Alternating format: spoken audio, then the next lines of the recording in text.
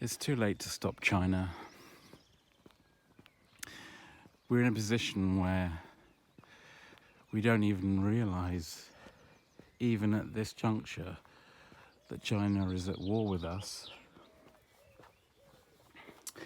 And I'm in a position to know, partly because I was in China many years ago. I taught English there in 2005 and basically was there for the best part of 8 years up to the beginning of 2014.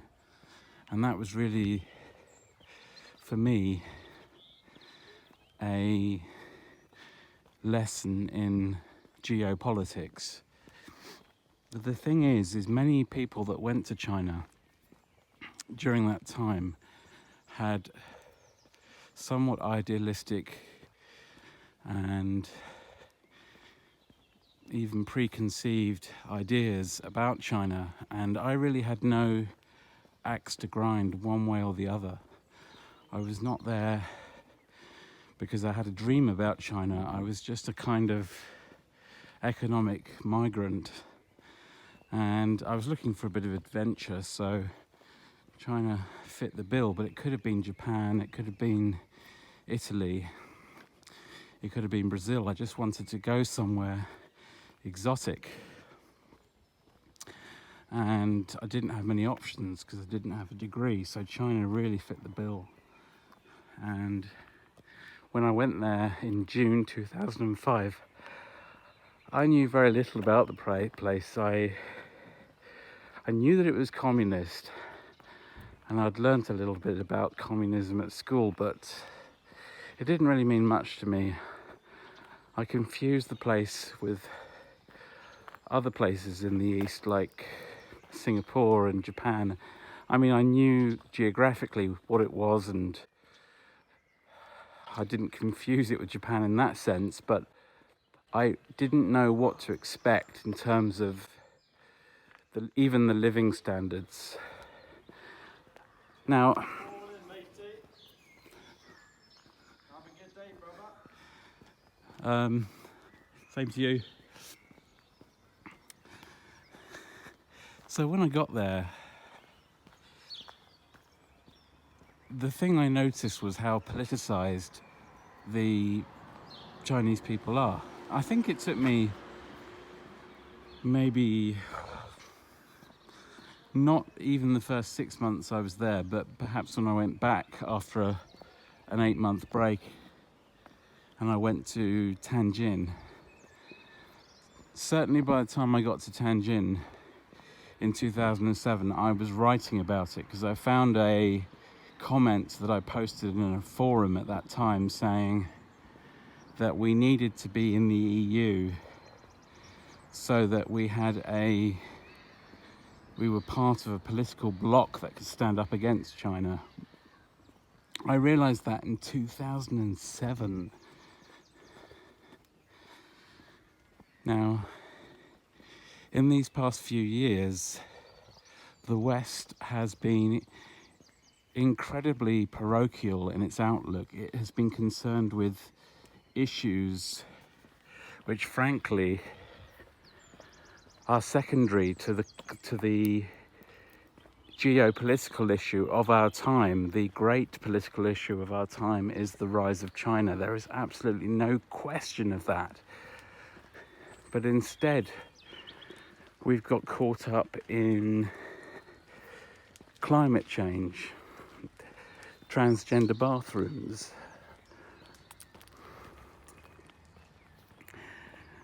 Brexit. And most people that are intensely interested in politics, whether they're on the left or the right side of the spectrum in this country, they do not think geopolitically. They don't realise that basically we're playing a big game of Monopoly, and China has Park Lane and Mayfair. In fact, they have a whole street, and you can't, once they have that whole street, that's the thing to do in Monopoly, is just to make sure that you have two sets of properties lined up in a row so people just cannot avoid them. Then that's it, it's game over. And it's just been the most frustrating and painful thing to watch, seeing how China is taking over the world. Now, I must stress, there's nothing wrong with China rising. There is certainly nothing wrong with millions of people being raised from poverty. And that represents a fantastic opportunity both for those people and for us. That is a very good thing. But what it's very important to have is a political bloc that can counterbalance that. So whether that's the EU or whether that's the EU and America in tandem, or NATO. I mean, you can't really say NATO because that's just a sort of a loose arrangement, but you need something that can counterbalance China's rise so that it's in the interests of all and not just them. Unfortunately, the West is in decline, it's divided, and it is being exploited by China. They are playing the old classic game of divide and rule. And the ridiculous thing is when they do it, they exploit the division in the West. So, for example, just to take COVID-19, because that is the latest issue, but it's really by no means the first. So what happened when COVID-19 came out was America tried to close its borders, which was quite sensible, and China kicked off about it and started lobbying the UK so that we sent out supportive messages. Our Queen actually had to send a message of support because the Chinese ambassador was putting diplomatic pressure on us, and we are scared of China now, so we did so. But of course, what happened then was COVID-19 spread to the rest of the world because China had not contained it. And China started to blame America for COVID-19. They actually, at the highest levels of government, they had Chinese politicians tweeting that it was an American planted virus. And at this point, you would expect there to be quite a lot of anger in the West, but au contraire, no, that's not what happened in the Western media.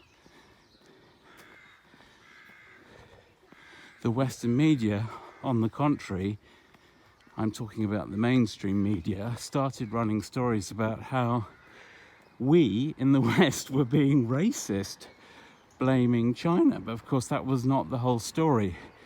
The blaming China was the pushback. And we were not blaming the Chinese people, we were blaming the government. But in spite of that, the Guardian newspaper has run at least 2 stories recently implying that it's purely racist, and even if we're blaming the government, the subtext is that actually we don't like Chinese people. And I can tell you that might be true of some people. Perhaps there are some racist people involved in this, but the majority of the commentators that know China are pointing the finger squarely at the Chinese government. I mean, it's a ridiculous situation, isn't it, where the Chinese government can blame the West for COVID-19 and get away with it. But if we do anything that's remotely critical of China, they scream racist. But that is the situation we are now in with China, because they now have so many fingers in so many pies and are so powerful and influential that most people in the street, the man in the street, doesn't realize how scared the Western media is of China. To be honest with you, considering how easy a ride China got over the detention camps in Xinjiang, specifically the torture in Xinjiang, the separation of children from their parents, and simply the mass incarceration of people. I would say that the self-censorship can easily be traced back to them, but I think it can be traced back much further. The thing is, it's hard to say because it's hard to say how much of the silence about China is simply down to incompetence, and how much of it is actually because there is a sort of, we know what side our bread is buttered on at play here agenda. Because to take The Guardian as an example, that is a well-known campaigning newspaper. It was set up back in 1821 off the back of the Peterloo riots. It's a newspaper that does take the side of not just the working classes, but minority interest groups. It's always got stories about human rights. But the interesting thing is you cannot really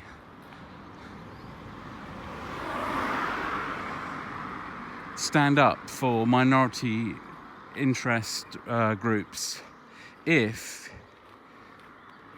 the enemy of those groups is getting more and more powerful. And the irony is The Guardian has done nothing whatsoever, and take it from me, I've been reading it for 20 years, to alert people about the dangers of the rise of China. In fact, it has helped China in ways where it counts. It has run lots and lots of smartphone reviews, giving Chinese smartphones 5 stars. When Jeremy Hunt was critical of the Chinese for breaking the UK-China agreement on Hong Kong, The Guardian had an article that was critical of us for daring to tell China what to do, even though it's a very straightforward matter. They have broken an agreement that we were a co-signatory to, and we have every right to criticize them for that, even though there's actually nothing we can do.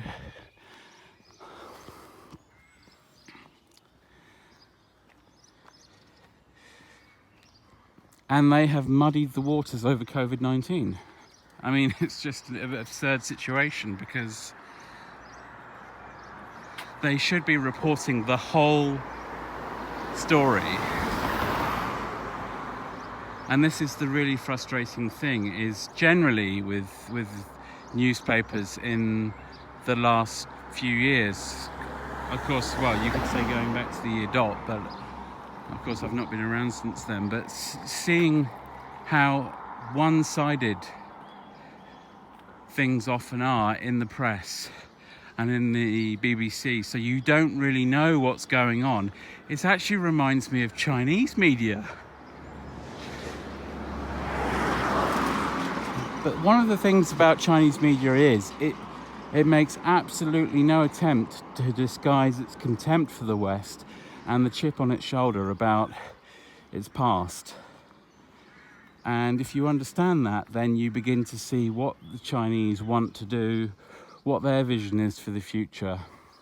And what they believe, essentially, is that they have a superior political system that will prevail. And they, from an egotistical point of view, they want to control the narrative. They don't just want to be wealthy, healthy and harmonious, because they do want that. They do ultimately want to, like any human being, they do actually want the best for us all, I think.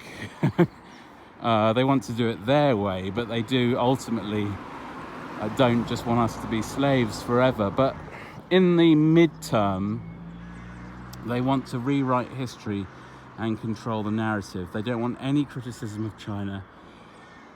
They also want to have a certain degree of worldwide hegemony. Now, the old cliche about China is that they don't have any imperialist ambitions. I think that's one that lazy Westerners often mutter when if you try to tell them that China is a threat.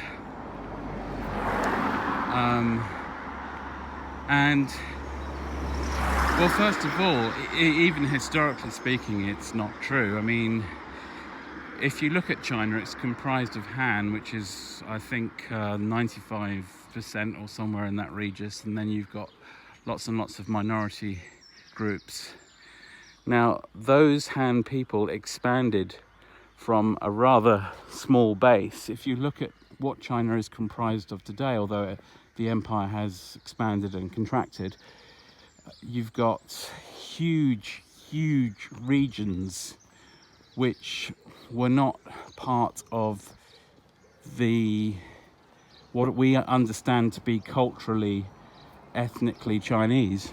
So Tibet, Manchuria, Inner Mongolia, Xinjiang, those are massive regions which are part of China's imperialistic expansion, but also you have the far more subtle but nonetheless equally pervasive expansion of China into areas abroad. They are now controlling large parts of Australia. They have infiltrated the New Zealand Parliament. They are very big in Canada, and they're even infiltrating British universities. There's so much Chinese money now. It's crazy that we still pay aid to China. It's just, I don't even know why we would pay such a powerful economy aid for being a developing country when it's clear that it's not developing anymore in the sense that developing once meant.